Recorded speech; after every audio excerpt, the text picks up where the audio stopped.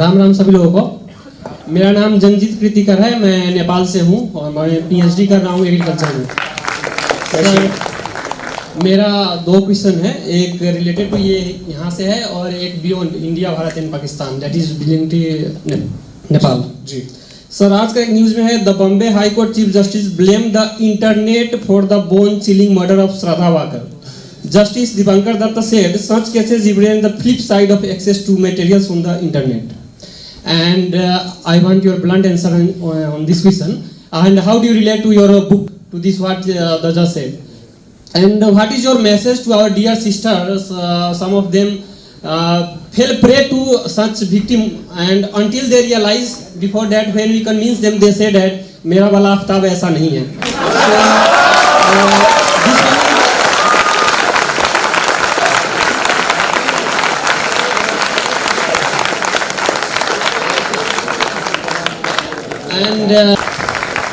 So I'll answer the first question, then I'll come to this.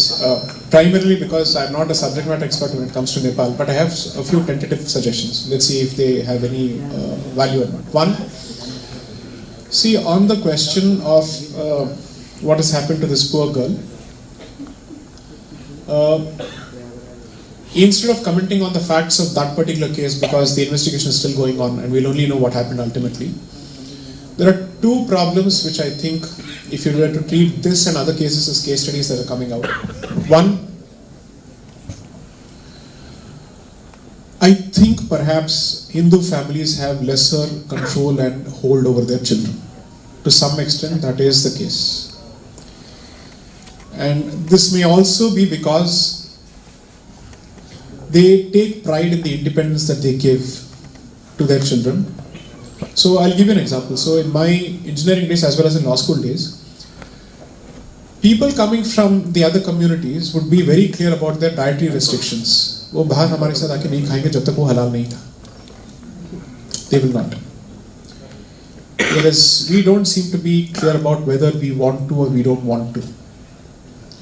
Because the fear in you is, should I say no to a particular food which is halal certified?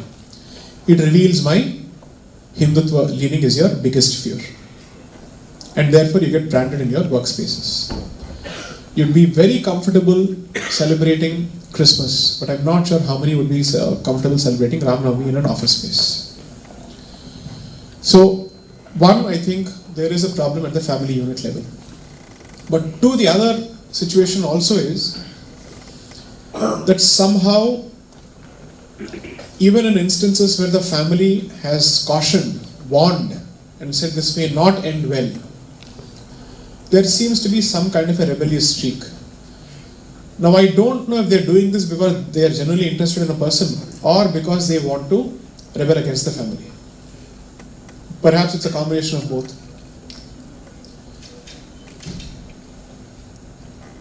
मैं आपको दो situations देता हूँ.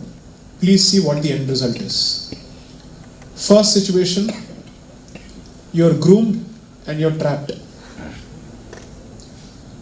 by someone who comes under a different alias.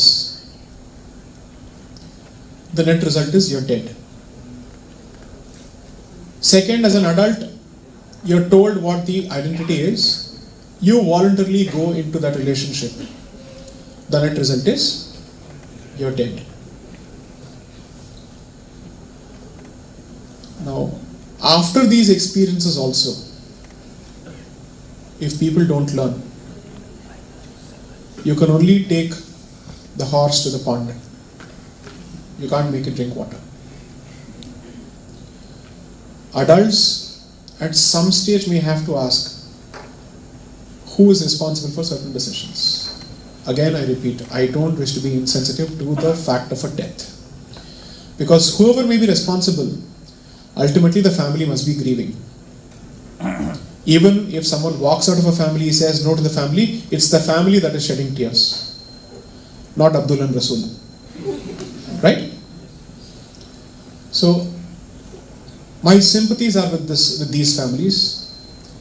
For those who don't understand the reality of the situation, maybe they must be shown videos of Hindu young girls being forcibly married to older men in Pakistani courts, and how they wail and rebel and cry as to what they have been put through and what they will be subjected to.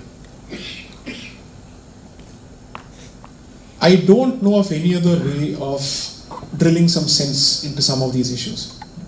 You might always say, well, there are certain marriages which have worked out well. Why don't we look at those examples? Marriages which have apparently worked out well have always come at the loss of your identity, not the other person's identity. Mr. Salim Khan's wife, who goes by the name Salma, was not Salma to begin with in the first place. Now, clearly, concessions and unilateral concessions are expected from one particular community. यहाँ पे हमें अपने जड़ों को पकड़ के रहना है. It's not going to be possible for you to constantly blame the other person because he is doing or she is doing what he or she has been ordered to or instructed to by what they believe in. Two,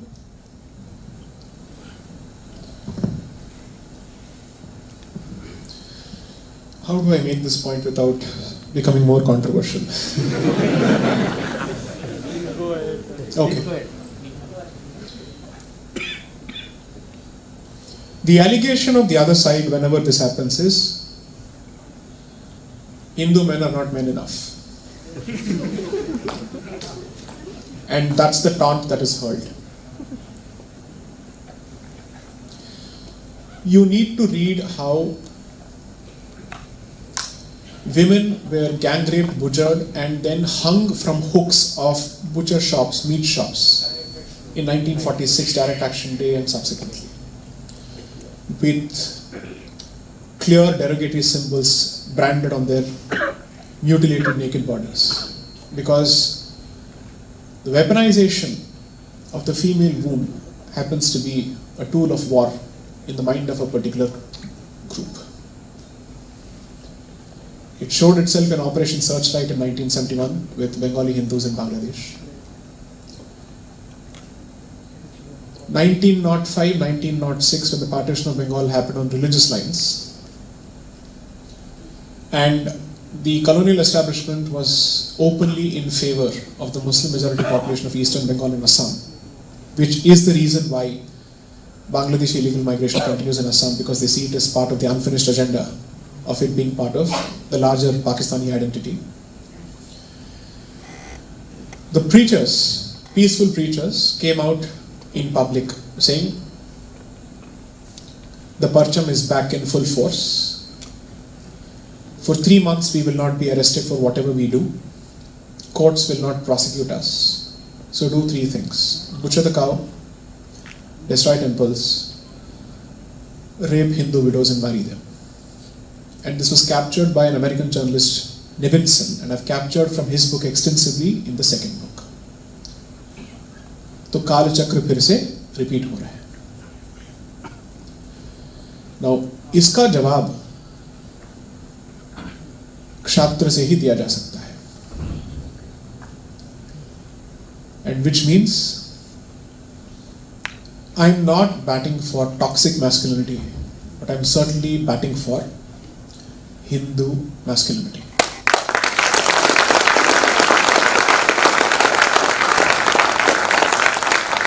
Because that every time a society devalues certain roles, it opens itself to a savage horde because it has lost the will to fight. And therefore I am making the conscious statement that I am not against equal treatment. I am not someone who says these are your roles, these are your roles, but when push comes to shove, you are expected to stand up for everybody else. And that conventional, natural role that has been given to you after thousands of years of evolution, don't go against it. Don't abandon it. If possible, one of the things that I would certainly consider doing is reviving the Hindu masculine self-confidence in a very different way. Which is to say that the representation that you are effeminate, effete, and not possessed of of the virility that is expected of you, that myth needs to be busted. Now, I suspect two portals to latch on to this and quote this out of context to say Hindutva is about toxic masculinity. But this message needs to be said and sent without any kind of dilution. So therefore I have said it.